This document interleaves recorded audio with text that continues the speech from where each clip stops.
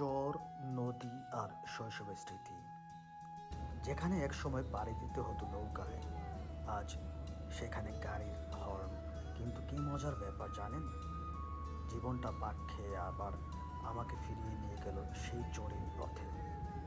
হ্যাঁ, এই ভ্রমণ কাহিনী শুধু রুট পরিবর্তনের নয়, নস্টালজিয়া আর নতুন অভিজ্ঞতার মিশেল। ঈদের পর ব্রাহ্মণবাড়িয়ার বাঞ্ছারামপুরে লঞ্চ যাত্রা, তারপর নৌকায় ফেরা, চরের বন্ধুর আতিথেয়তা আর 12 পদের ভোজ, এক কথায় অসাধারণ। আর হ্যাঁ, ভুলে যায়নি আপনাদের এই ভিডিওতে থাকছে নদীর বুকে সূর্যাস্ত, ইঞ্জিন চালিত নৌকার ডিল শট। ছোটবেলায় আমাদের গ্রামে যেতে হতো নৌকায় করে। রাস্তা ব্রিজ তেমন ছিল না। স্কুলের বন্ধুরা তখন মজা করে বলতো চরের মানুষ। কিন্তু সময় বদলায়, এখন গ্রামের বাড়িতে গাড়ি যায়, ব্রিজ হয়েছে।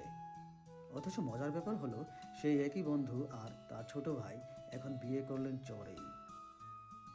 আর এভাবেই ঈদের পর ব্রাহ্মণবাড়িয়ার বাঞ্ছারামপুরে লঞ্চ যাত্রা, পরিবার নিয়ে এক অবিস্মরণীয় ট্রিপ।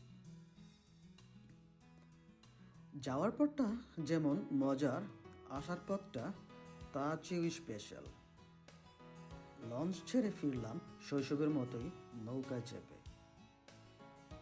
মনে হলো আবার সেই ছোট্ট দিনগুলোতে ফিরে গেছি। আর খাবারের কথা কি বলবো, বন্ধুর শ্বশুর বাড়িতে 12 পদের ভোজন সমারোহ।